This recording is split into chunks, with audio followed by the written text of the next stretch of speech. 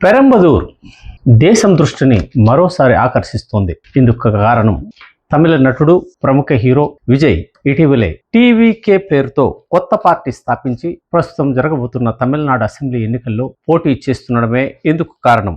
అంతేకాక 1991 మే 21వ తేదీన ఎల్టీటీఈ మహిళా సూసైడ్ బాంబర్ జరిపిన దాడిలో భారత మాజీ ప్రధానమంత్రి 46 సంవత్సరాల రాజీవ్ గాంధీతో పాటు 25 మంది శ్రీ పెరంబదూరు వేదికగా దుర్మరణం పాలయ్యారు.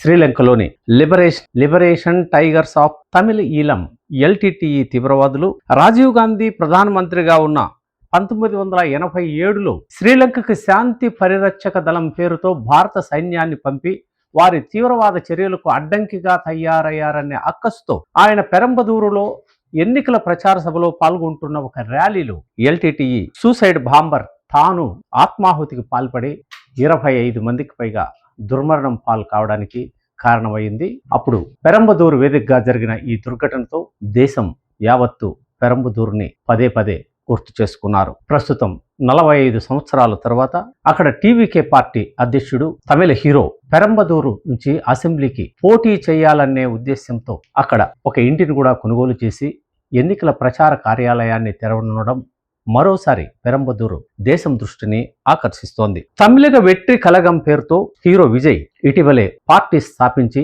తమిళనాడులో సంచలనం సృష్టించాడు. అధికార డిఎంకేకి ప్రతిపక్ష అన్నా డిఎంకేకి తలనొప్పిగా తయారైన విజయ్ తమిళనాడు రాజకీయాలను విశేషంగా ప్రభావితం చేయగలడని రాజకీయ వర్గాల్లో చర్చ జరుగుతోంది. కరూర్ కేంద్రంగా విజయ్ ర్యాలీలో జరిగిన దుర్ఘటనలో 41 మంది గత సెప్టెంబర్లో మరణించడం, దీని మీద సిబిఐ విచారణ కూడా జరుపుతున్న విషయం పాఠకులందరికీ తెలిసిందే. ఈ నేపథ్యంలో విజయ్ వేలచ్చేరి, విరుగంబాక్కం, విరుదాచలం అసెంబ్లీ నియోజకవర్గాల్లో నుంచి పోటీ చేసే అవకాశాలు ఉన్నాయని చర్చ జరిగినా చివరికి ఆయన పెరంబదూర్నే ఎంచుకున్నట్లు తెలుస్తోంది. కొడుంగయూర్లోని కృష్ణమూర్తి నగర్ జవహర్ వీధిలో ఇది పెరంబదూరులోని ఒక ప్రాంతం.